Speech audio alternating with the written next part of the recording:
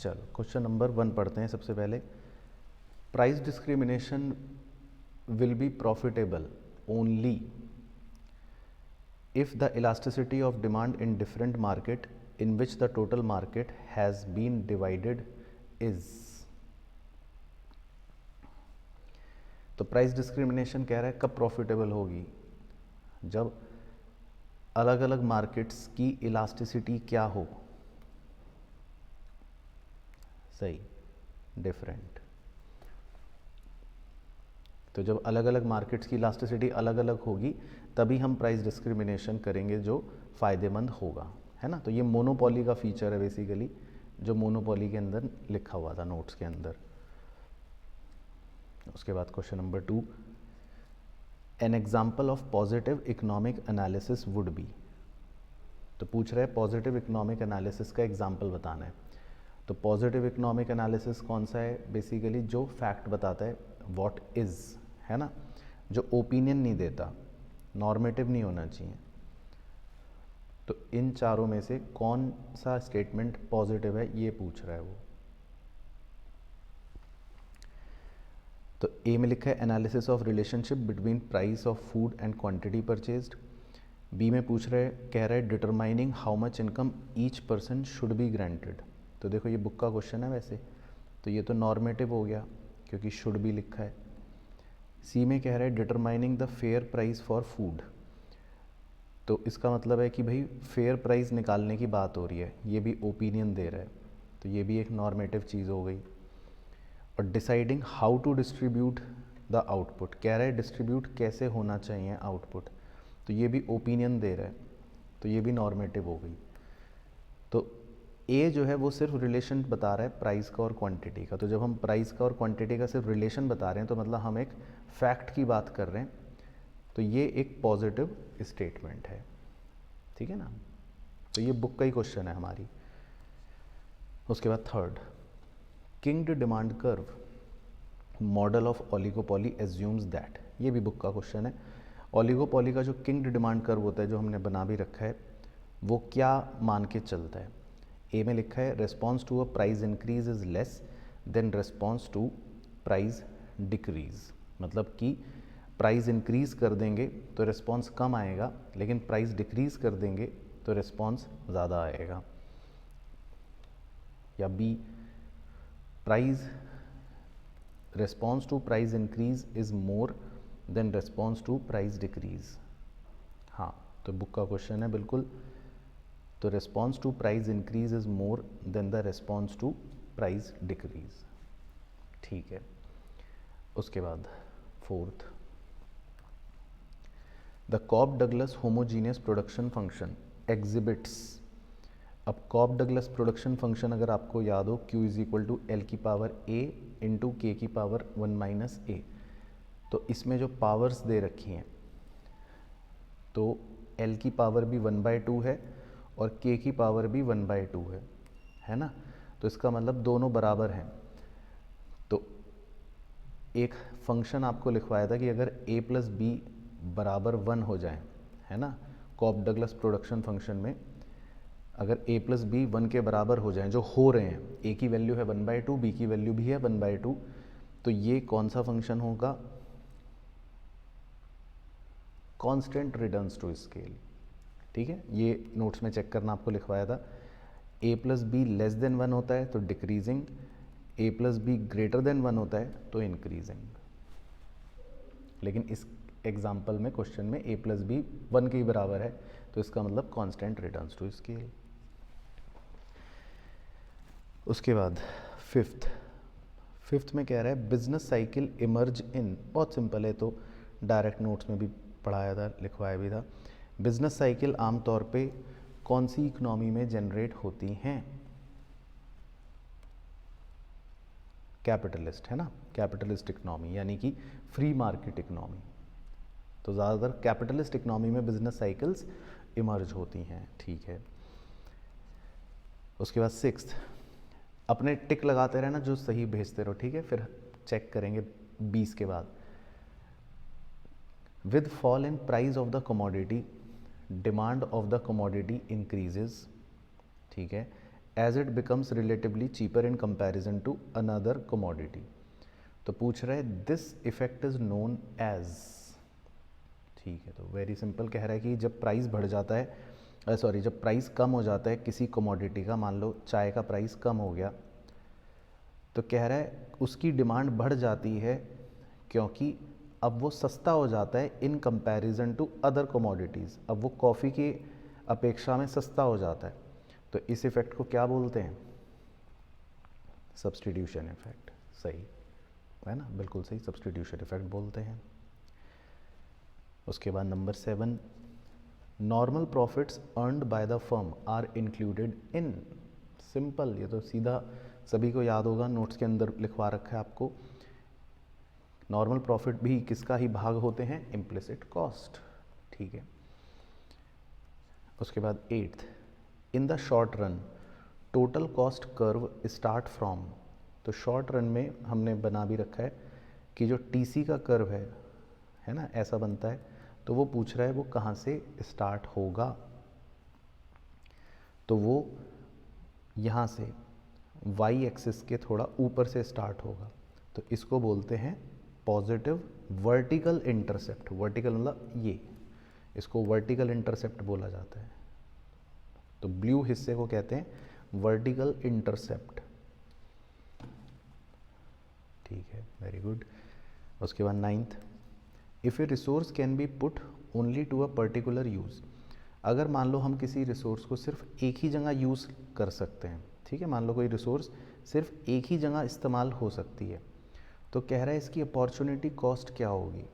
तो कुछ भी नहीं होगी, क्योंकि जब हम इसको एक ही जगह इस्तेमाल कर सकते हैं तो इसका मतलब इसका कोई ऑल्टरनेटिव ही नहीं है, देयर इज़ नो ऑल्टरनेटिव। तो इसका मतलब इसकी कोई अपॉर्चुनिटी कॉस्ट नहीं हो सकती।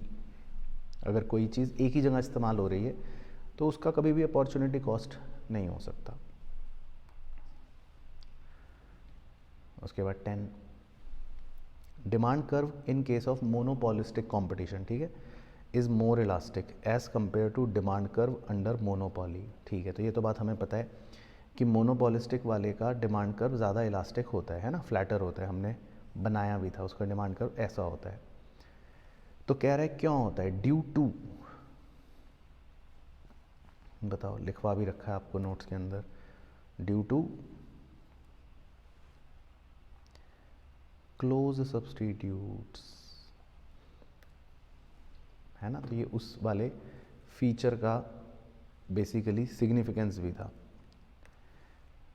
क्योंकि अगर मान लो साबुन बेचने वाली कंपनी है, उसने अगर प्राइस थोड़ा सा भी बढ़ा दिया लेट से, है ना, तो एकदम से क्वांटिटी कम हो जाएगी, क्योंकि साबुन के बहुत सारे सब्स्टिट्यूट हैं। तो इसीलिए उनका डिमांड कर्व बहुत ज़्यादा फ्लैटर होता है। उसके बाद जी 11, स्कैरसिटी डेफिनेशन किसने दी थी? तो ये नोट्स में या डायरेक्ट आप याद रखना, कौन था बताओ स्कैरसिटी डेफिनेशन देने वाले व्यक्ति? नहीं, मार्शल नहीं था, हाँ, रॉबिन्सन, ठीक है। स्कैरसिटी ध्यान रखना है, कीवर्ड रॉबिन्सन। उसके बाद 12th, डेमोन्स्ट्रेशन इफेक्ट ए टर्म्ड कोइंड बाय। अब डेमोन्स्ट्रेशन इफेक्ट जो है वो पूछ रहा है कि वो किसने बताया था। ये भी याद रखना है, रट लेना अगर नहीं याद तो। हाँ, जेम्स भाई, ठीक है, हाँ जेम्स, ठीक है। उसके बाद 13th, the substitution effect will be stronger when. ये हमने कंडीशन लिख रखी है, अगर आप सब्स्टिट्यूशन इफेक्ट के नोट्स में चेक करोगे तो हमने 3 पॉइंट्स इसमें कवर करे थे कि भाई सब्स्टिट्यूशन इफेक्ट स्ट्रॉन्गर कब होता है? जब गुड्स क्लोज सब्स्टिट्यूट हो, स्विच करने में खर्चा कम हो, स्विच करने में इनकन्वीनियंस भी कम हो। तो इसने तीनों ही दे रखे हैं, तो हमारे मज़े आ गए, यानी कि सब कुछ सही है, ठीक है। ये तो डायरेक्ट क्वेश्चन है। उसके बाद 14, objective of advertisement and all other sales promotion activities by any firm is to. कह रहा है कोई भी फर्म जो है वो एडवर्टाइजमेंट करती है, सेल प्रमोशन करती है, तो इससे क्या होगा? मतलब उसका ऑब्जेक्टिव क्या है, इज टू,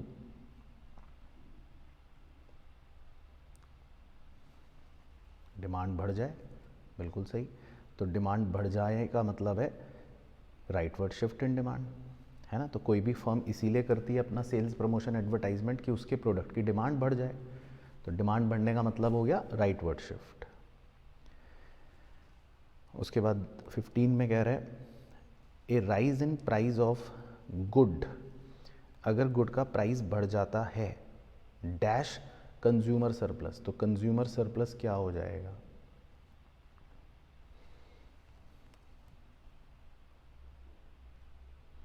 बताओ। A rise in price of good,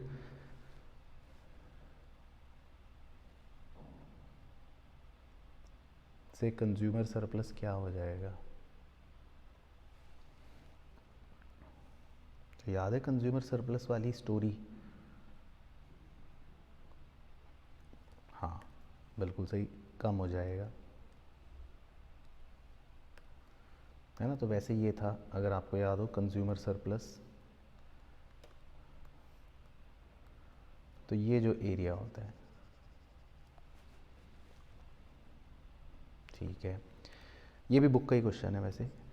उसके बाद 16, if the firms are not working to the full capacity, देखो ये भी है, अगर कोई फर्म फुल कैपेसिटी पे काम नहीं कर रहा है, मतलब कि मान लो किसी की बाल्टी में अभी पानी इतना सही भरा हुआ है, अभी फुल कैपेसिटी पर नहीं है, तो वो पूछ रहा है द सप्लाई विल बी, तो सप्लाई क्या होगी बताओ। ये भी फैक्टर्स इफेक्टिंग में लिख रखा है हमने कि फिर सप्लाई जो है वो इजीली चेंज हो जाएगी, यानी कि इसको हम बोल सकते हैं सप्लाई जो है वो इलास्टिक होगी, तो यानी कि बी, ठीक है। उसके बाद 17, at higher prices people demand more of a certain good not for their worth but prestige value, तो याद करो प्रेस्टीज वैल्यू की वजह से गुड्स खरीद रहे हैं हम, तो इसको कौन सा इफेक्ट बोलते हैं, हाँ वेबलिन इफेक्ट, ठीक है। और 16 में ये था थंडर भाई, आप नोट्स में चेक करना, लिखवाया था कि मान लो एक फर्म फुल कैपेसिटी पर काम कर रही है, मान लो किसी की बाल्टी पूरी भरी हुई है, तो क्या उसमें और पानी आ सकता है, तो हम कहेंगे नहीं, तो वहाँ पर तो सप्लाई चेंज नहीं हो सकती, इन इलास्टिक। लेकिन किसी की बाल्टी अभी खाली है, थोड़ा सा पानी भरा हुआ है, तो उसमें हम और पानी भर सकते हैं, एक स्कोप है चेंज होने का, तो जब स्कोप है चेंज होने का तो हम कहते हैं कि सप्लाई क्या है, इलास्टिक है, ठीक है, याद आ गया ना, हाँ वो वाली स्टोरी, बाल्टी में पानी वाली।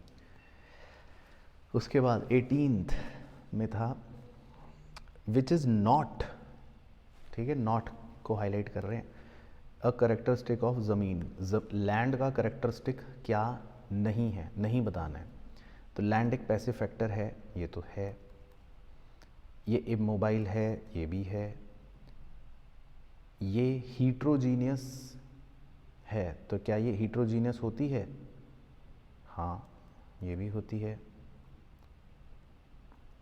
ठीक है। तो इसका मतलब ये नन होना चाहिए बेसिकली, वो नॉट कह रहा था, तो चलो हम नन कर लेते हैं, मतलब ठीक है ना, क्योंकि बाकी तो फीचर्स हैं ना उसके लैंड के, कि लैंड एक पैसिव फैक्टर भी है, लैंड इमोबाइल भी है, लैंड हीट्रोजीनियस भी है। अच्छा 19th, the negatively sloped part of the long run AC is due to, अरे वाह, कह रहा है long run average cost curve का जो नेगेटिवली स्लोप्ड पार्ट है, मतलब ये जो हिस्सा है खाली जो नीचे की तरफ जा रहा है, वो क्यों है, कि LAC मतलब शुरू शुरू में नीचे जाता है, क्यों जाता है बताओ, क्या रीज़न है। तो आपको बताया था कि कॉस्ट का रिटर्न्स के साथ इन्वर्स रिलेशन होता है ना, तो शुरू शुरू में कॉस्ट नीचे क्यों जा रही है, क्योंकि शुरू शुरू में हमारे रिटर्न्स जो होते हैं वो क्या होते हैं, इंक्रीजिंग होते हैं, है ना, because of increasing returns to scale, ये लिखवाया था कि शुरू में कॉस्ट नीचे इसलिए जा रही है, कम इसलिए हो रही है क्योंकि शुरू में रिटर्न्स इंक्रीजिंग होते हैं, यानी कि स्टेज 1 कह सकते हैं, इंक्रीजिंग रिटर्न्स टू स्केल कह सकते हैं। तो अब देखो चारों ऑप्शन पढ़ो। ए में तो कह रहा है डिमिनिशिंग रिटर्न, तो गलत हो गया। बी में कह रहा है डिसइकोनॉमीज ऑफ स्केल, तो ये भी गलत हो गया, जबकि इकोनॉमीज ऑफ स्केल सही आंसर है। इसका सही आंसर है इकोनॉमीज ऑफ स्केल। सी में कह रहा है difficulties encountered in coordinating many activities of the large firm, तो ये भी गलत ही हो गया। और डी में कह रहा है increase in productivity that results from specialisation, तो यही सही आंसर हो गया, क्योंकि प्रोडक्टिविटी बढ़ने का मतलब है वही इंक्रीजिंग रिटर्न्स टू स्केल। तो उसने इनडायरेक्ट लैंग्वेज में दे रखा है, लेकिन है आंसर यही कि प्रोडक्टिविटी बढ़ गई, मतलब रिटर्न्स बढ़ रहे हैं। ठीक है। उसके बाद 20, law of production does not include, कह रहा है लॉ ऑफ प्रोडक्शन में क्या नहीं आएगा, बताओ क्या नहीं आएगा। ए least cost combination of factors, तो बस यही नहीं आएगा, क्योंकि प्रोडक्शन के अंदर हम कॉस्ट के कॉम्बिनेशन की बात नहीं करते, है ना। प्रोडक्शन फैक्टर या प्रोडक्शन लॉ के अंदर हम कॉस्ट को नहीं बात करते, कॉस्ट तो एक अलग चैप्टर में कंसिडर करते हैं। बाकी रिटर्न्स टू स्केल देखो, ये हम प्रोडक्शन में पढ़ते हैं। डिमिनिशिंग रिटर्न्स टू फैक्टर, ये भी प्रोडक्शन में होता है। लॉ वेरिएबल प्रोपोर्शन, ये भी प्रोडक्शन में होता है। लेकिन कॉस्ट की बात हम कॉस्ट में करते हैं, प्रोडक्शन में नहीं करते मेनली, ठीक है। उसके बाद 21, थर्ड डिग्री प्राइस डिस्क्रिमिनेशन लिखवा रखा है वैसे नोट्स के अंदर, बताओ थर्ड डिग्री प्राइस डिस्क्रिमिनेशन कब होता है। जब तक 20 में एक बच्चा कह रहा है, तो लॉ ऑफ प्रोडक्शन में पूछ रहा था 20 में क्या इंक्लूड नहीं करते। देखो सिंपल सी बात समझो ना, कि प्रोडक्शन चैप्टर में क्या नहीं पढ़ा, ऐसे सोचो क्वेश्चन को। प्रोडक्शन चैप्टर में रिटर्न्स टू स्केल पढ़ते हैं, लॉ ऑफ डिमिनिशिंग रिटर्न्स पढ़ते हैं, वेरिएबल प्रोपोर्शन पढ़ते हैं ना, ये सब तो प्रोडक्शन चैप्टर में पढ़ते हैं ना, लेकिन कॉस्ट थोड़ी ना पढ़ते हैं। तो ये कॉस्ट वाला पॉइंट तो प्रोडक्शन में है ही नहीं ना, तो वैसे ही गलत हो गया। चलो, तो 21 का बच्चे जी कह रहे हैं, बताओ एग्जाम्पल ऑफ थर्ड डिग्री। तो थर्ड डिग्री याद है वैसे? नहीं सर, हमें तो नहीं याद। तो देखो, थर्ड डिग्री प्राइस डिस्क्रिमिनेशन होता है जिसमें हम जगह के आधार पे, लोकेशन के आधार पे या साइज़ के आधार पे, है ना, इन सब फैक्टरों के बेसिस पर डिस्क्रिमिनेशन करते हैं। तो देखो, जैसे अब lower prices in railway for senior citizen, तो सीनियर को सस्ता दे रहे हैं और जूनियर को मतलब महंगा दे रहे हैं, ये मतलब हो गया, है ना। तो ये भी एक डिस्क्रिमिनेशन है थर्ड डिग्री का। Charging different prices for domestic and commercial use, अब जैसे बिजली होती है, अगर आप घर के लिए बिजली इस्तेमाल करते हो तो सरकार कहती है 10 रुपये, ऐसी बोल रहा हूँ। फैक्ट्री के लिए, कमर्शियल यूज़ के लिए बिजली इस्तेमाल करते हो तो सरकार कहती है 15 रुपये। तो ये सरकार भी प्राइस डिस्क्रिमिनेशन कर रही है, ये भी थर्ड डिग्री है, जगह बदल गई। डंपिंग होता है कि भाई जब हम अपना प्रोडक्ट, हमें पता है कि यहाँ पर तो ख़राब है, नहीं खरीद रहे, तो कहीं और बेच देंगे, सस्ते दाम पे बेच देंगे, प्राइस लो करके बेच देंगे। तो ये भी लोकेशन बदलने की वजह से प्राइस डिस्क्रिमिनेशन है, ये भी थर्ड डिग्री में आता है। तो थर्ड डिग्री में मतलब हर तरह का ये वाला डिस्क्रिमिनेशन आता है, जगह के आधार पर, लोगों के आधार पर, साइज़ के हिसाब से, तो ये सब थर्ड डिग्री हैं।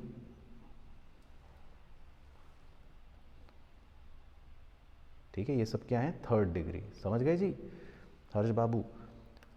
तो फर्स्ट डिग्री कौन सा था? वैसे चलो तीनों ही डिग्री पता होनी चाहिए। फर्स्ट डिग्री होता है जिसमें हम कंज्यूमर का सारा सरप्लस चोरी कर लेते हैं। सेकंड डिग्री कौन सा होता है? जिसमें हम कंज्यूमर का थोड़ा सा सरप्लस चोरी करते हैं। तो ये दोनों तो हो ही नहीं सकते। अब थर्ड डिग्री जो होता है वो होता है कि जब हम जगह के आधार पे, है ना, डंपिंग मतलब है कि भाई मान लो मेरा सामान यहाँ नहीं बिक रहा, इस जगह नहीं बिक रहा, तो मैंने सोचा चलो इसको बांग्लादेश में बेचता हूँ, वहाँ डंप कर देता हूँ, थोड़े कम दामों में डंप कर देता हूँ। तो मैंने जगह बदल दी और जगह के आधार पे दाम कम कर दिए या ज़्यादा कर दिए, मतलब कुछ भी कर दिया। इसी तरह डोमेस्टिक और कमर्शियल यूज़, यानी कि अलग अलग जगहों के हिसाब से अलग अलग रेट चार्ज कर रहे हैं। सीनियर सिटीज़न सीनियर जूनियर के हिसाब से अलग अलग दाम चार्ज कर रहे हैं। तो ये सब third degree of price discrimination के ही एग्जाम्पल्स हो गए। ठीक है जी, चलो तो आप चाहो तो इन्हें लर्न कर लेना, ताकि बाय चांस क्वेश्चन में थर्ड डिग्री के एग्जाम्पल्स पूछे तो ये सब थर्ड डिग्री के ही एग्जाम्पल्स हैं। उसके बाद जी 22, market structure in which many firms sell product that are similar but not identical. तो ये तो कोई भी बता देगा, बहुत सारी फर्म्स हैं, मेनी फर्म्स, और जो सिमिलर प्रोडक्ट्स बेचती हैं। तो बताओ, सिंपल, मोनोपोलिस्टिक है ना, क्योंकि उसी में मेनी फर्म्स होती हैं और जो सिमिलर प्रोडक्ट्स बेचती हैं। सिमिलर का मतलब होता है, आपको लिखवा भी रखा है नोट्स में, हीट्रोजीनियस, हीट्रोजीनियस है ना, आइडेंटिकल नहीं होते। आइडेंटिकल का मतलब होता है होमोजीनियस। उसके बाद जी 23, लैगिंग इंडिकेटर कौन सा है, ये भी कहा था रट लेना। लैगिंग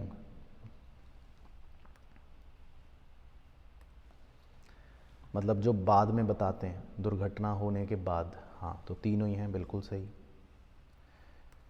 उसके बाद 24, internal cause of business cycle. Business cycle का इंटरनल कॉज पूछ रहा है, तो ये भी आपको लिखवा रखा है, रटने का था। हाँ, तो तीनों ही हैं, मनी सप्लाई भी, साइकोलॉजिकल फैक्टर भी, मैक्रो इकोनॉमिक पॉलिसियाँ भी, ये सब वो फैक्टर्स हैं जो हमारे अपने देश की इकोनॉमी के अंदर हो रहे हैं, तो इंटरनल कॉजेज़। उसके बाद 25, factors affecting demand for non durable consumer goods. तो इस पर काफ़ी गंभीर चर्चा हो रखी है कि कौन से factors non durable consumer goods को अफेक्ट करेंगे। भाई आपको ब्रेड खरीदनी है, मिल्क खरीदना है ना, ये नॉन ड्यूरेबल कंज्यूमर गुड्स हैं। तो किन फैक्टर, कौन से फैक्टर्स इसको अफेक्ट करेंगे? आपकी इनकम भी करेगी, दाम भी करेंगे, डेमोग्राफी भी करेगी, मतलब आप कहाँ रहते हो, किस तरह की लोकेशन है, किस तरह के लोग हैं, तो सारे ही फैक्टर्स अफेक्ट करेंगे। ठीक है। उसके बाद which is the statistical method of demand forecasting. तो ये भी आपको पता है, डिमांड फोरकास्टिंग का स्टैटिस्टिकल मेथड, पहले आपका एक चैप्टर भी होता था लेकिन अब हट गया। तो स्टैटिस्टिकल मेथड दो थे, एक था ट्रेंड प्रोजेक्शन और एक था रिग्रेशन एनालिसिस। तो रिग्रेशन एनालिसिस तो है नहीं ऑप्शन में, तो ट्रेंड एनालिसिस। उसके बाद जी 27, इन मोनोपॉली, ये भी बहुत सिंपल है, एंट्री ऑफ न्यू फर्म्स। तो मोनोपॉली में नई फर्म्स की एंट्री क्या होती है? रिस्ट्रिक्टेड, बहुत मुश्किल है मोनोपॉली में। तो 28, theory of group behaviour is related to. ये तो बादलों के बीच में स्पेशल फीचर लिखवा रखा है, सितारों के बीच में। किस मार्केट में ग्रुप बिहेवियर है फीचर, बताइए। Very good, oligopoly. उसके बाद जी 28, एलोकेशन ऑफ रिसोर्सेज किस में डील करते हैं? वेरी सिंपल, तो एलोकेशन ऑफ रिसोर्सेज किसका पार्ट होता है? बिल्कुल सही, माइक्रो इकोनॉमिक्स। उसके बाद U shape cost curve is never represented as. इनमें से कौन यू शेप कभी भी नहीं होगा?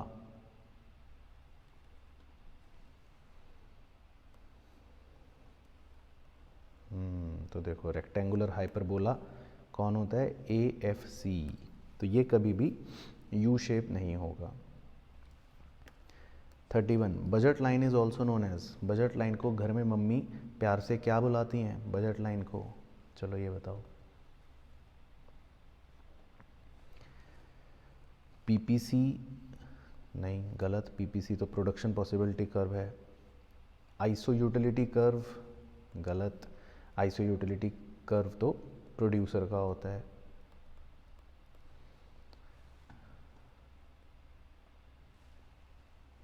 बजट लाइन, बजट लाइन तो देखो, बजट किसका होता है?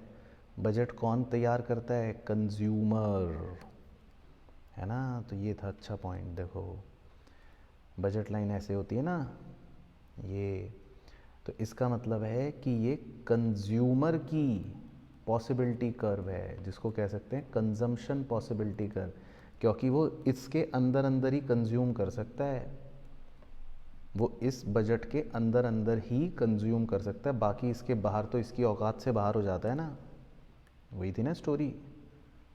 तो बजट लाइन का क्या मतलब है कि भैया तुम्हारी कंजम्पशन की पॉसिबिलिटी कितनी है, तुम कितना कंज्यूम कर सकते हो, इससे बाहर तो कर ही नहीं सकते। चलो उसके बाद 32, ये तो डायरेक्ट लिखवा भी रखा है, ऑल गिवन गुड्स आर, ठीक है, इसका आंसर पहले ही भेज दिया बच्चों ने, इन्फीरियर है ना, तो वो तो स्टेटमेंट लिखी हुई भी है, all given are inferior but all inferior are not given. उसके बाद 33 है, the study of demand and supply model is useful in explaining. तो डिमांड और सप्लाई मॉडल जो है वो कौन से चैप्टर में इस्तेमाल हो रहा है, क्या क्या हेल्प होती है इससे? सही, मार्केट, बिल्कुल सही। तो हाउ मार्केट वर्क। उसके बाद 34, dash is concerned with welfare preposition. किताब का सवाल, लोगों की भलाई की बात हो रही है ना, लोगों के हितों की बात हो रही है। तो जब लोगों के हितों की बात हो, भलाई की बात हो, तो ये कौन सा इकोनॉमिक्स है जी? नॉर्मेटिव, ठीक है। उसके बाद 35, ये भी किताब का क्वेश्चन है, access capacity is not found under. Access capacity किस में नहीं पाई जाती, मतलब हम मान के चलते हैं कि ये लोग तो फुल कैपेसिटी पर काम कर रहे हैं, तो कौन से कंपटीशन में माना जाता है कि फुल कैपेसिटी पर काम चल रहा है? यस, परफेक्ट, बिल्कुल सही। उसके बाद 36, the regulatory mechanism of market system is. Market system का जो रेगुलेटरी मैकेनिज्म है ना, मतलब कि मार्केट जो है उसमें अपने आप डिमांड सप्लाई चलती है ना, तो वो उसका पूछ रहा है कि रेगुलेटरी मैकेनिज्म क्या है, कि भाई मतलब जो ये हो रहा है मार्केट सिस्टम में, या कैपिटलिस्ट इकोनॉमी कह लो, तो उसका रेगुलेटरी मैकेनिज्म क्या है, मतलब ये अपने आप जो होता है इसके पीछे कारण क्या है, ये कैसे मैनेज हो रहा है? Very good, competition. उसके बाद जी 37, ये तो रटना ही पड़ेगा, निकोलस प्रोपाउंडेड। निकोलस ने क्या प्रोपाउंड करा था?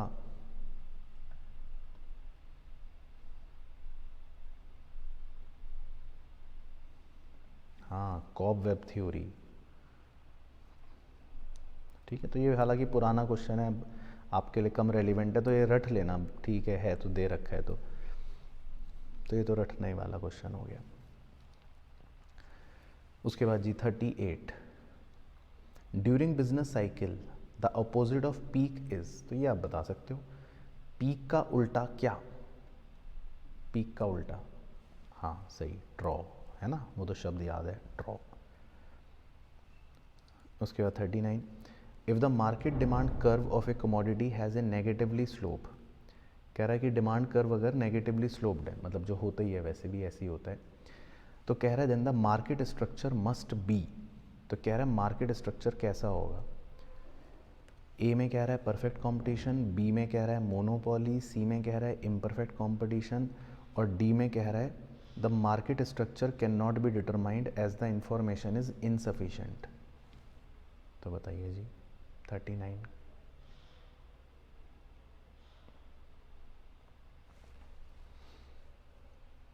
तो देखो डाउनवर्ड स्लोपिंग तो मोनोपोली में भी होता है और मोनोपोलिस्टिक में भी होता है, तो दोनों में होता है। तो खाली हम ये देख कर कि डाउनवर्ड स्लोपिंग है, हम नहीं पता लगा सकते कि मार्केट कौन सा है। हाँ, या तो वो बताए कि फ्लैटर है, स्टीपर है ना, या तो फ्लैटर स्टीपर बताए। अच्छा, इम्परफेक्ट कंपटीशन इसलिए नहीं हो सकता आंसर, क्योंकि इसमें तो ओलिगोपॉली भी आता है, और ओलिगोपॉली में ऐसा डाउनवर्ड होता नहीं है। तो ए तो वैसे ही हट गया, खाली भी कह नहीं सकते, सी वैसे ही हट गया।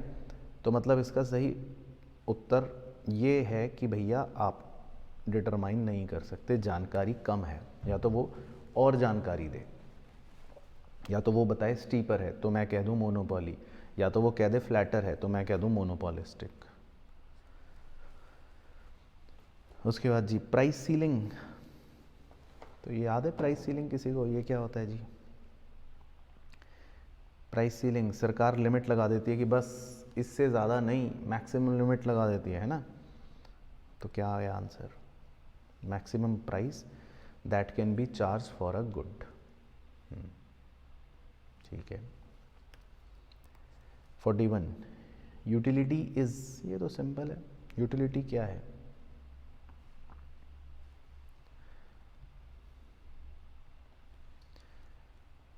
तो भैया यूटिलिटी जो है, हिक्स बाबू ने तो कहा था कि क्वालिटेटिव है, मार्शल बाबू ने कहा था क्वांटिटेटिव है।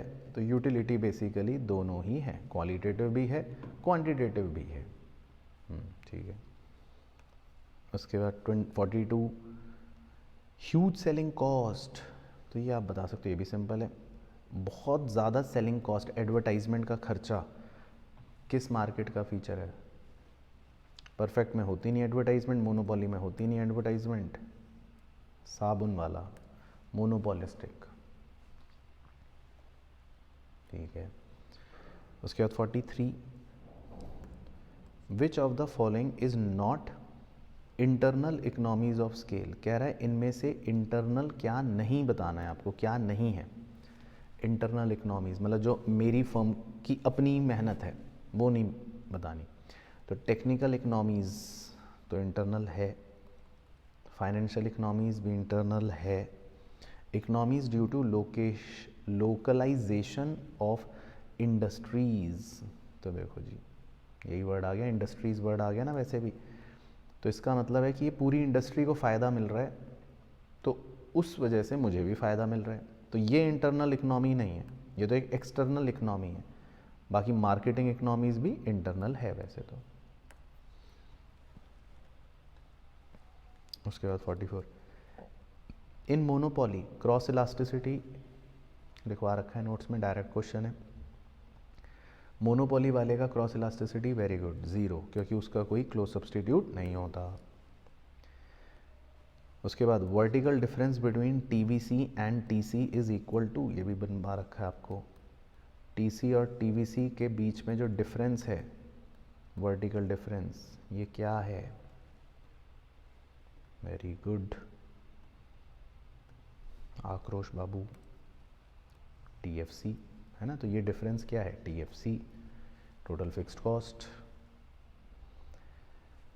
उसके बाद 46 a necessity is defined as a good having, तो नेसेसिटी याद करो, पॉजिटिव इनकम इलास्टिसिटी या नेगेटिव इनकम इलास्टिसिटी या income elasticity of demand between 0 to 1 या इनकम इलास्टिसिटी मोर देन 1। तो मोर देन 1 वाले तो लग्जरी कहलाते हैं, जब इनकम इलास्टिसिटी 0 to 1 होती है उसी को हम क्या बोलते हैं? नेसेसिटी। ठीक है, तो ये एनालिसिस कर रखा था। ओके। उसके बाद 47 इन द लॉन्ग रन में some firms will exit the market if price of the good offer for sale is less than, कह रहा है अगर मान लो जो प्राइस है, प्राइस मतलब AR किससे छोटा हो गया तो कुछ फर्म्स छोड़ देंगे। तो बताओ प्राइस किससे छोटा हो गया तो फर्म्स छोड़ देंगे। Very good. तो इसकी कंडीशन है AC, है ना, क्योंकि ये लॉसेस की सिचुएशन होती है। तो AC मतलब एवरेज टोटल कॉस्ट। उसके बाद जी 48 coincidental indicator is not indicated as, आपसे पूछ रहा है कि कोइंसिडेंटल इंडिकेटर क्या नहीं है, नहीं पूछ रहा है।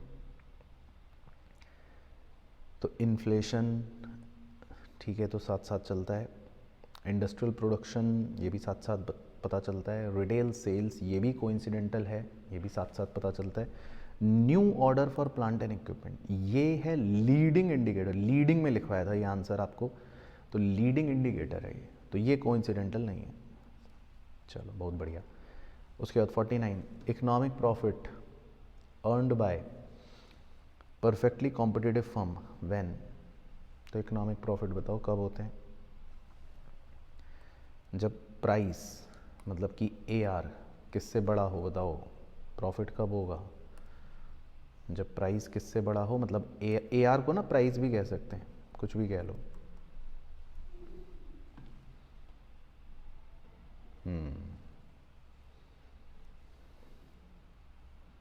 AC, वही सेम कंडीशन भाई, AC ऊपर लॉस पूछ रहा था तो लेस देन AC, इस बार प्रॉफिट पूछ रहा है तो मोर देन AC। तो AC कौन सा ऑप्शन हो गया? Price is greater than AC, ये रहा। P is greater than ATC। ATC मतलब AC ही होता है भाई। कुछ लोग कहते हैं एवरेज टोटल कॉस्ट, है ना, ATC लिख देते हैं, या कुछ लोग कह देते हैं एवरेज कॉस्ट। तो वो ATC हो या AC हो, एक ही बात है। AR ग्रेटर देन AC, है ना कंडीशन। उसके बाद जी 50, fall in the price of commodity comma demand of the commodity increases as it become relatively cheaper to other commodities. तो ये तो अभी पहले भी आया था, पूछ रहा है ये क्या है? तो ये तो सब्सटीट्यूशन इफेक्ट है, तो ये तो रिपीट हो गया। 51, normal profits are included in. कह रहा है नॉर्मल प्रॉफिट किस में इंक्लूड होंगे? ये भी अभी आया था, इम्प्लिसिट कॉस्ट में, ये भी रिपीट हो गया। 52, गुड्स आर परफेक्ट कॉम्प्लीमेंट्स। हाँ ये बताओ, दो गुड्स को आप परफेक्ट कॉम्प्लीमेंट्स कब कहोगे? परफेक्ट कॉम्प्लीमेंट्स मतलब बिल्कुल कॉम्प्लीमेंट्री गुड्स हैं एकदम, कि एक होगा तो दूसरा भी बिल्कुल होगा ही होगा। जब एक लेना पड़ेगा तो दूसरा भी लेना पड़ेगा। तो लिखा है consumer is interested in consuming only in fixed proportion. The indifference curve will consist of two straight lines. ठीक है, तो दोनों ही बातें सही हैं। ठीक है, तो परफेक्ट कॉम्प्लीमेंट्स अगर आपको नहीं पता तो इसकी यही थियोरेटिकल कंडीशंस होती हैं मेनली दोनों, तो आप याद भी रख सकते हो कि भाई कंज्यूमर जो है वो फिक्स्ड प्रोपोर्शन में ही लेने में इंटरेस्टेड होता है, कि भाई अगर दो ये लूँगा तो एक ये लूँगा, मतलब ऐसी कुछ भी मान लो, जैसे कुछ भी रैंडम एग्जांपल ले रहा हूँ कि भैया अगर 2 चम्मच 1 कप चाय लूँगा तो 2 चम्मच चीनी लूँगा, प्रोपोर्शन फिक्स रहेगा। तो फिर अगर 2 कप चाय लूँगा तो 4 चम्मच चीनी लूँगा, 3 कप चाय लूँगा तो फिर 6 चम्मच चीनी लूँगा, तो बिल्कुल फिक्स्ड प्रोपोर्शन में चलता है वो। तो वो परफेक्ट कॉम्प्लीमेंट्री गुड्स माने जाते हैं। और दूसरा भी आपने नोट्स में लिख रखा है कि इंडिफरेंस कर्व जो होता है परफेक्ट कॉम्प्लीमेंट्स के बीच में वो स्ट्रेट लाइंस बन जाते हैं, है ना। फिर वो ऐसा नहीं बनता इंडिफरेंस कर्व्स, इंडिफरेंस कर्व्स जो होते हैं वो फिर बिल्कुल ऐसे स्ट्रेट लाइन की तरह बनते हैं, या मतलब ऐसा कह लो बनते हैं। हाँ चलो, उसके बाद 53 तो बहुत सिंपल है। कह रहा है कि इफ़ दोनों गुड्स के प्राइस फॉल हो गए तो दोनों गुड्स सस्ते हो गए, if price of both goods fall, तो कह रहा है बजट लाइन क्या होगी? वेरी सिंपल, तो बजट लाइन जो है वो आपकी राइट में शिफ्ट हो जाएगी, क्योंकि दोनों गुड्स अब आप ज़्यादा खरीद पाओगे। तो राइट शिफ्ट कहाँ है? ऑप्शन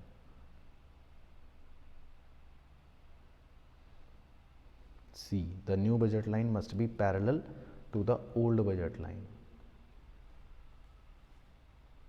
नहीं, वो तो अंदर भी हो सकती है। The new budget line will have the same slope as to the original, so as long the price of both goods changes in the same proportion। ये बात ज़्यादा सही है, दोनों का स्लोप सेम रहेगा क्योंकि पैरेलल शिफ्ट हुआ है। हाँ, तो डी ज़्यादा सही है। तो प्राइजेस सेम प्रोपोर्शन में अगर दोनों के फॉल हो रहे हैं या चेंज हो रहे हैं तो बजट लाइन का स्लोप बिल्कुल सेम रहेगा, नई बजट वाली लाइन का भी। सी वाले में थोड़ा गड़बड़ इसलिए था, मतलब पूरी तरह सही इसलिए नहीं था क्योंकि पैरेलल नीचे भी हो सकता है, भाई क्या पता लेफ्टवर्ड शिफ्ट हो जाए, वो भी तो पैरेलल ही है, तो फिर वो गलत हो सकता है। लेकिन स्लोप सेम रहेगा, ये बात 100% ट्रू है, तो ये बिल्कुल सही है डी। उसके बाद 54 एग्रीकल्चरल गुड्स, ये डायरेक्ट क्वेश्चन है, आपको एग्जाम्पल में लिखवा रखा है। एग्रीकल्चरल गुड्स जो हैं वो कौन से मार्केट के हैं बताओ, सब्जी वगैरह, ठीक है, तो ये तो याद ही है ना, परफेक्ट कंपटीशन, ठीक है।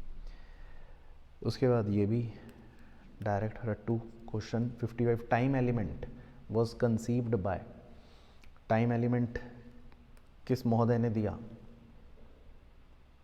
मार्शल बाबू, ठीक है, ठीक है, तो ये रट लेना इन केस अगर किसी को नहीं पता।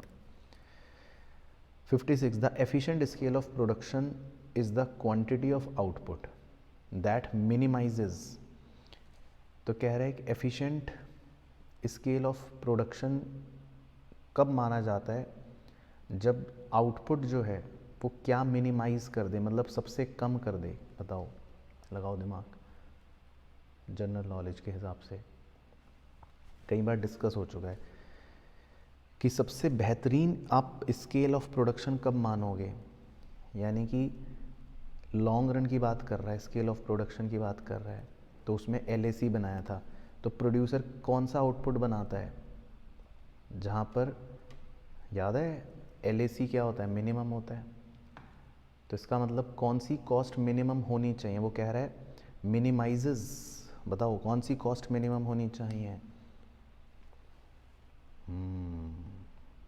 तो एवरेज कॉस्ट मिनिमम होनी चाहिए, है ना, कौन सी कॉस्ट मिनिमम होनी चाहिए, एवरेज कॉस्ट AC, ठीक है, याद आ गई स्टोरी, वो डायग्राम देख लो LAC वाली स्टोरी की, भाई सबसे एफिशिएंट स्केल ऑफ प्रोडक्शन कब माना जाएगा कि कितना आउटपुट बनाए हम, जब LAC मिनिमम हो, तो वो यही पूछ रहा है कि क्या मिनिमम हो, तो LAC मिनिमम हो। उसके बाद 57 the Indian government imposed heavy taxes on a commodity, ठीक है, to reduce its consumption by the public, ठीक है, such heavy taxes will decrease the demand of the commodity only when, अब देखो सरकार ने हैवी टैक्स लगाया किसी चीज़ पर, ठीक है, मान लो किसी भी प्रोडक्ट पर टैक्स बढ़ा दिया, अब उसकी डिमांड कब कम होगी, ओनली व्हेन, बताओ डिमांड कब कम होगी, लगाओ बुद्धि, जब इलास्टिसिटी कैसी हो, हाँ बिल्कुल सही, ग्रेटर, है ना, तो इलास्टिसिटी जब ज़्यादा होगी तभी डिमांड चेंज होगी, अगर इलास्टिसिटी ज़्यादा नहीं है, मान लो कम है, फिर चेंज नहीं होगी डिमांड, फिर तो लोग फिर भी खरीद लेंगे। बहुत बढ़िया। उसके बाद 58 income elasticity for inferior good, ठीक है, डायरेक्ट क्वेश्चन है जी, सबको आता होगा गली मोहल्ले में, तो इन्फीरियर गुड्स की इनकम इलास्टिसिटी आपको सबको बनमार लिखवा रखी है, क्या होती है, नेगेटिव। उसके बाद 59, बस 2 क्वेश्चन बचे हैं, फिर इको तो ख़त्म हो जाएगा। MC is closely related to, ये भी डायरेक्ट क्वेश्चन है, MC किससे रिलेट करता है, मार्जिनल कॉस्ट, स्टार पॉइंट था, तो वेरिएबल कॉस्ट, क्योंकि मार्जिनल कॉस्ट चेंज होता है ड्यू टू वेरिएबल कॉस्ट। और 60 average revenue curve is also known as, AR curve को घर में मम्मी प्यार से क्या बुलाती हैं, ये भी लिखवा रखा है।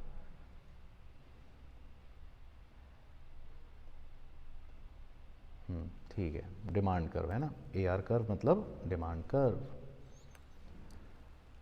चलो बहुत बढ़िया, वेरी गुड जी, चलो ठीक है जी। अब चलते हैं BCK,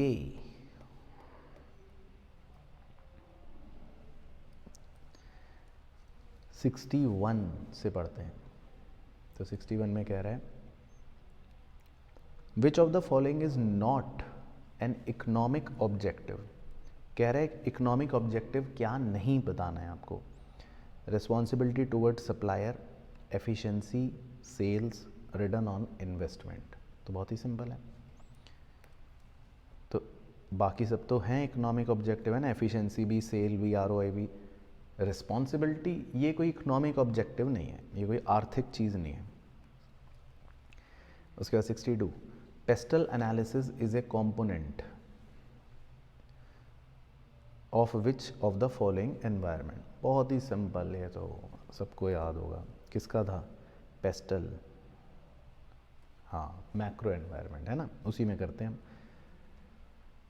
उसके बाद 63, ये लाइन भी हाईलाइट करवाई थी आपको, इम्पोर्टेंट लिखवाई है बल्कि, life blood of businesses, business का मतलब बिजनेस की रगों में दौड़ने वाले खून को क्या कहते हैं सर? उसको कहते हैं पैसा, यानी फाइनेंस। ठीक है।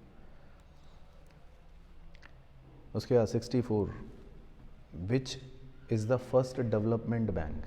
बताओ, डेवलपमेंट बैंक कौन सा था पहला? याद है?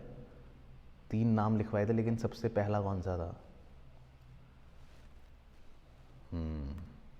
IFCI। नबार्ड तो खैर है ही नहीं, मतलब नबार्ड तो दादा है, एपेक्स हो गया, वो तो अलग है। बाकी ICICI, IDBI और IFCI में IFCI था सबसे पहला। उसके बाद 65, selling portion of government ownership to private individuals. तो कीवर्ड है कि जब सरकार अपना हिस्सा बेचती है प्राइवेट इंडिविजुअल्स को, तो इसको क्या बोलते हैं? जब हिस्सा बेचने की बात कह रहा है तो बिल्कुल सही, डिसइन्वेस्टमेंट है ना, कीवर्ड से पकड़ना है अपने को, डिसइन्वेस्टमेंट। उसके बाद 66, ये भी डायरेक्ट नोट्स के अंदर लिखवा रखा है, MRTP एक्ट किसके अंदर आता है ना? मोनोपोलीज रिस्ट्रिक्टिव ट्रेड प्रैक्टिसेस, कि भाई सुरक्षा करना है, रेगुलेट करना है, रोकना है, या डेवलपमेंट। इसकी फुल फॉर्म से भी आप आइडिया लगा सकते हो। MRTP की फुल फॉर्म है monopolies and restrictive trade practices act. Oh, तो क्या हो गया आंसर? इसका मतलब ये कैसा कानून है? रोकने वाला, रिस्ट्रिक्टिव, रोकता है ये। उसके बाद 67, business to a consumer market is. तो ये तो सिंपल बता सकते हो, कंज्यूमर मार्केट मतलब ग्राहक का जो बाज़ार है, ग्राहक कौन से बाज़ार में जाता है? होलसेल या रिटेल या रेगुलेटेड या अनरेगुलेटेड? बताओ, आप सुबह ब्रेड खरीदने कहाँ जाते हो? सर हम तो घर में ऑनलाइन ऑर्डर कर देते हैं। ठीक है, तो मतलब रिटेल मार्केट है ना, वही बात। उसके बाद 68, bridge financing is also known as, chapter 6 में टर्म है, bridge financing is also known as, idea भी लगा सकते हो भाई, ब्रिज क्या होता है? दो चीज़ों के बीच के गैप को फिल कर देता है ना, ये ब्रिज है। तो bridge financing is also known age gap financing. ठीक है, वेरी गुड। उसके बाद 69, सेव मनी लिव बेटर, पैसा बचाओ अच्छे से जियो। कह रहा है ये किसका स्लोगन है? नेस्ले का तो है नहीं, अमेज़ॉन का है नहीं, रिलायंस का भी नहीं है ना, तो एक ही बचा, वॉलमार्ट। ठीक है, वेरी गुड, शाबाश। उसके बाद 70, विच of the following is usually not included in company overview? इनमें से क्या हम कंपनी के ओवरव्यू में आमतौर पे इंक्लूड नहीं करते हैं? बहुत सिंपल है जी, विजन है, कॉम्पिटिटिव सिनेरियो भी है, मार्केट पोजीशन भी है, पेड अप कैपिटल ऑब्वियसली हम कोई कंपनी के ओवरव्यू में नहीं करते। पेड अप कैपिटल तो आपको पता ही है, अकाउंटेंसी के अंदर वो तो कहाँ आती है? वो तो शेयर कैपिटल के नोट्स के अंदर कहीं दूर सब्सक्राइब्ड के बाद नज़र आती है। उसके बाद 71, find out the incorrect statement. तो आपको गलत बताना है, मतलब गलत वाला बताना है कि इनमें से गलत क्या है। Economic activities are income generating activity, ये तो सही लग रहा है। इकोनॉमिक एक्टिविटी या प्रोडक्टिव एक्टिविटी, ये भी सही लग रहा है, ये दोनों तो सही लग रहे हैं। Consumption is not an economic activity, oh, तो यही गलत बात उसने कह दी, क्योंकि कंजम्पशन भी तो इकोनॉमिक एक्टिविटी है। उसके बाद 72, code of conduct is an aspect of which form of occupation? तो बताओ जी, लिखवा रखा है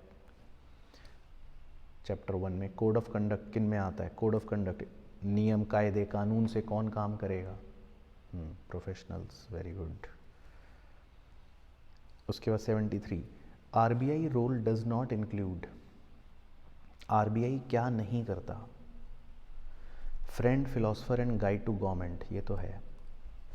maintain financial books of accounts of सरकार, तो ये नहीं है, सरकार के खाते नहीं बनाता है ना, ये तो आरबीआई का फंक्शन नहीं है। सही। उसके बाद 74, लिमिट ऑर्डर इज, शेयर बाज़ार, चैप्टर 6, लिमिट ऑर्डर क्या होता है? जब आप खरीदना या बेचना चाहते हो किसी भी एक स्पेसिफाइड प्राइस पर, कि भाई आप चाहते हो मैं तो रिलायंस का शेयर 5 रुपये में ही खरीदूंगा, उससे पहले नहीं खरीदूंगा, तो उसको लिमिट ऑर्डर बोल देते हैं। तो ऑर्डर टू बाय या sell share at a specified price, हाँ सही। उसके बाद 75, financial analyst are also called among which of the following, तो ये तो डायरेक्ट आप लगा सकते हो दिमाग। फाइनेंशियल एनालिस्ट्स को क्या भी पुकारा जा सकता है इनमें से, तो एग्जैक्ट टर्म बतानी है जो मतलब है, नहीं फाइनेंशियल गुरु नहीं, ये टर्म नहीं है, एग्जैक्ट टर्म नहीं है, ये वैसे ये तो बाज़ार की, वैसे ये तो लेमन टर्म है, फाइनेंशियल गुरु वैसे सिलेबस में कोई टर्म नहीं है।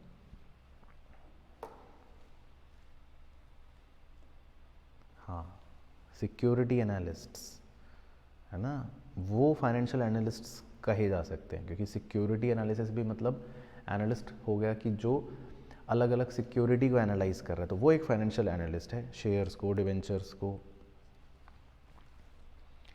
उसके बाद 76, prohibition of crackers in Delhi by state government is type of, अब सरकार ने पटाखे बैन कर दिए,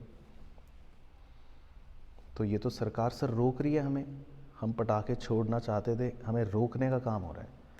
तो जब सरकार कुछ भी चीज़ से आपको रोक रही है, तो रोकने का मतलब हो गया जी रिस्ट्रिक्टिव, है ना, रोका जा रहा है आपको। उसके बाद 77, which of the following is requested to obtain certificate of commencement of business in addition to certificate of incorporation, simple answer है, तो ये तो 12th में भी बिजनेस स्टडीज़ में आपने पढ़ा होगा। इनमें से किसको लेना पड़ता है? सही, पब्लिक लिमिटेड कंपनियाँ। उसके बाद 78, ये भी सिंपल है, rate at which bank borrow money from RBI against pledging is known as, जब बैंक आरबीआई से लोन लेता है तो उस इंटरेस्ट रेट को आप क्या कहते हो?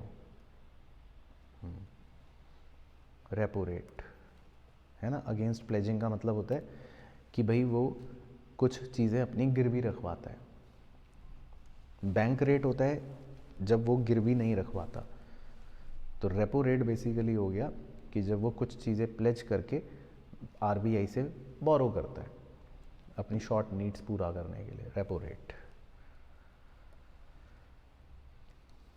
उसके बाद nomadic humans bringing their hunt and getting rice in return can be called as, तो ये क्या है कि भाई वो शिकार पर जाते थे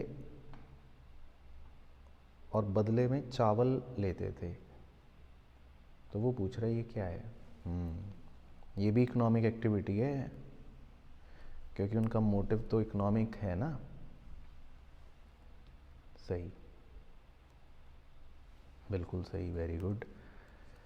उसके बाद 80, the event of conducting Commonwealth games in India is an example of following element of macro environment, तो बताओ जी, कॉमनवेल्थ गेम्स हुए तो देश विदेश से अलग अलग मतलब देशों से खिलाड़ी हमारे यहाँ खेलने आए, हाँ ग्लोबल, ठीक है। उसके बाद 81, attitude that inclined a customer either to return to a shop or outlet to purchase there again or to repurchase a particular product, आप बार बार एक ही दुकान पे वापस जाते हो, है ना, ग्राहक बार बार घूम के उसी दुकान पर या आउटलेट पर दोबारा आ जाता है, तो वो पूछ रहे ये क्या होते हैं, तो ये समझाया था ना, इसको बोलते हैं कस्टमर लॉयल्टी। लॉयल्टी। उसके बाद 82, Kumar and sons has business presence in India, Bangladesh, Nepal and Bhutan. तो इसको क्या कहोगे भाई, कुमार एंड सन्स को? बाय नेशनल या मल्टी नेशनल? 4 देश हो गए, हाँ मल्टी नेशनल है ना। उसके बाद जी, environmental analysis helps in except. Environment का जब आप एनालिसिस करते हो तो कह रहा है वो हेल्प तो करता है, मतलब सब में सिवाय, एक्सेप्ट बताना है, किस में हेल्प मतलब नहीं करता ये बताना है। तो anticipate opportunity and to take optimum response, ये तो करता है। Turning threats to firm's advantage, ये भी करता है, लिखा भी है। Providing input for strategic decision making, ये भी करता है, लिखा भी है। तो एक ही बच गया। अवॉइडिंग कंपटीशन, उससे थोड़ी ना बचाएगा, कंपटीशन तो हो गई, ठीक है। Identify the Swiss transactional food and drink company, बताओ, ये तो बहुत सिंपल है जी। स्विस कंपनी, स्विस वर्ड सुनते ही समझ गया था मैं तो। चॉकलेट खाते हैं हम सब खूब, नेस्ले, ठीक है हाँ। Land reforms made by Akbar were introduced under the leadership, ये भी लिखवा रखा है नोट्स में। बताओ जी, अकबर की लीडरशिप में कौन से थे जी? Very good, तोदारमल। उसके बाद 86, NABARD's refinancing is available to all below except. अच्छा, तो नबार्ड किसको रीफाइनेंस नहीं करेगा? नबार्ड, गांव वाला दादा।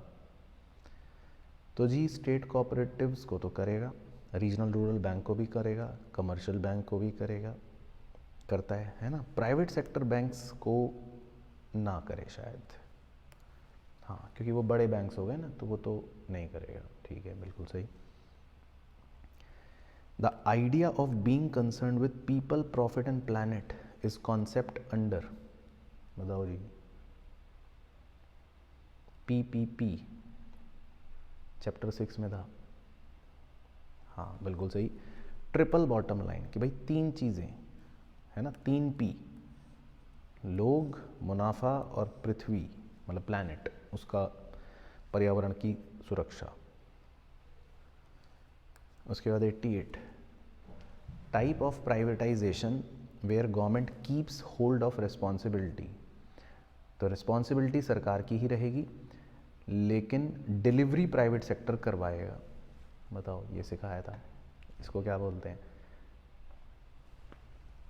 वेरी गुड, डेलीगेशन, है ना। डेलीगेशन में यही थी कहानी कि डिलीवरी तुम कर लो, बाकी रिस्पॉन्सिबिलिटी हमारी रहेगी, सरकार कहती है, हाँ। उसके बाद 89, ये रट लेना अगर किसी को नहीं याद होगा तो।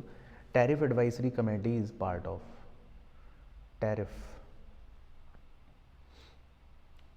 टैक्स लगाने की बात होगी, टैरिफ आइडिया भी लगा सकते हो, अंदाज़ा भी लगा सकते हो थोड़ा कॉमन, हाँ IRDAI है ना। बाकी सबका तो टैरिफ से एज सच कोई लेना देना नहीं है, लेकिन टैरिफ एडवाइजरी कमेटी IRDA का मतलब जो insurance regulatory development authority of India है उसका भाग है। उसके बाद जी 90, व्हाट इज हेज, कह रहा है हेज क्या है। तो हेज आपको एक कीवर्ड लिखवा रखा है कि एक ऐसी स्ट्रेटेजी है जिससे हम रिस्क को कम कर देते हैं, बस सिंपल। तो जैसे ये शब्द दिखें रिस्क कम होने की स्ट्रेटेजी, तो हम कह देंगे कि ये हेज है, हाँ हेज। उसके बाद 91, ये डायरेक्ट है, कोल इंडिया इनकॉर्पोरेटेड इन 1975, ठीक है। Which one of the following is not a sectoral policy, हाँ तो कह रहा है सेक्टोरल पॉलिसी क्या नहीं है ना। तो 3 थे ना सेक्टर्स, तो उनको छोड़ के कह रहे हैं क्या नहीं है। एग्रीकल्चर वो भी है, इंडस्ट्रियल वो भी है, फॉरेन ट्रेड वो भी है। फिस्कल पॉलिसी कोई सेक्टोरल पॉलिसी नहीं है, कोई सेक्टर नहीं होता, ये तो सरकार की पॉलिसी को फिस्कल पॉलिसी कहते हैं। उसके बाद 93, विच of the following is not a component of internal environment, कह रहा है इनमें से इंटरनल क्या नहीं है। तो इंटरमीडियरी ही नहीं लग रहा, बस पहले ही नहीं है, क्योंकि ये तो इंटरमीडियरी मतलब ब्रोकर्स हो गए, बिचौलिए, ये तो हमारे कोई इंटरनल नहीं है ना। बाकी value system, quality, labour unions, ये सब तो हमारे इंटरनल एनवायरनमेंट के ही पात्र हैं। ठीक है, बिल्कुल सही। उसके बाद 94, who from the below helps a budding business, हाँ, to quickly launch a product. Notes में लिखवा रखा है कौन है जो एकदम से नए बिजनेस में कहता है मैं लॉन्च करवा दूंगा नया प्रोडक्ट, चिंता मत करो। बताओ क्या था उस आदमी का नाम? वेरी गुड, बिजनेस एक्सीलरेटर, है ना, सही, शाबाश। उसके बाद 95, which authority regulates and develops the Indian capital market, लो जी, and protects the interest of investors. कितना आसान है। शेयर बाजार का दादा कौन? सर शेयर बाजार का दादा मैं, मतलब सेबी, हाँ, वेरी गुड। उसके बाद 96, A token money given to established and acceptance of buying especially in real estate deals is called, बताओ, जब आप घर खरीदते हो या घर बेचते हो तो टोकन मनी देकर आते हो ना, बयाना, तो उसको क्या बोलते हैं? ये भी चैप्टर 6 में था, बिल्कुल सही, अर्नेस्ट मनी, है ना, इसको इंग्लिश में कहते हैं अर्नेस्ट मनी डिपॉजिट। उसके बाद 97, विच of the following is incorrect, तो आपको ये बताना है गलत क्या है। ठीक है, तो ये ध्यान से पढ़ना। इवेंट्स लीड्स टू ट्रेंड, तो ये तो सही है, क्योंकि अगर आपको वो ऑर्डर याद हो तो पहले इवेंट होता है, फिर जब वो ज़्यादा फैल जाता है फिर वो ट्रेंड बनता है। और बी में कह रहा है ट्रेंड लीड्स टू इवेंट, बस यही गलत हो गया फिर, क्योंकि ट्रेंड तो बाद में होता है, पहले इवेंट होता है फिर ट्रेंड होता है। उसके बाद 98, which of the following elected by share holder in organisation, share holder किन को इलेक्ट करते हैं जी? वेरी गुड, लॉ में भी पढ़ रखा होगा, नहीं तो वैसे भी ये सिंपल, डायरेक्टर्स को, शेयर होल्डर है मालिक, तो मालिक जो होते हैं वो बोर्ड ऑफ डायरेक्टर्स को इलेक्ट करते हैं। 98 बिल्कुल सही। उसके बाद 99, बस 2 सवाल बचे हैं। अच्छा 99 का पहले ही बता दिया। Perpetual succession benefit is enjoyed by, हाँ ये सिंपल है। तो परपेचुअल सक्सेशन किस में होता है? बिल्कुल HUF में नहीं होता है ना, हाँ, क्योंकि HUF में तो डेथ होने पर ख़त्म हो जाता है। और लास्ट क्वेश्चन, फिर बताना आपका कितने नंबर है 100 में से। Xmart stock goods from various sellers in its huge store and charges money to advertise या sell specific product, what can Xmart be termed as, तो कह रहा है एक्समार्ट का काम बेसिकली है अलग अलग सेलरों से गुड्स खरीद कर और उनको एडवर्टाइज करता है, बेचता है और बदले में पैसे चार्ज करता है। तो आप क्या कहोगे इस कंपनी को, एक्समार्ट को? बिल्कुल सही, इंटरमीडियरी, है ना, बिचौलिया है ये। बहुत बढ़िया जी। चलो तो बताओ कितने सही हुए 100 में से? बाकी देखो कितना इजी है, मतलब अगर मेरी बात को आप ध्यान से सुनना, नोट्स की रीडिंग लेते रहना 2 3 4 बार 5 बार 10 बार जितना बार मन करे, तो आप देखना क्वेश्चन में कीवर्ड्स के हिसाब से ही काफ़ी आंसर्स मिल जाएंगे, है ना। तो मतलब अगर इस प्रकार का पेपर रहे तो कितने नंबर आ जाएंगे? 95,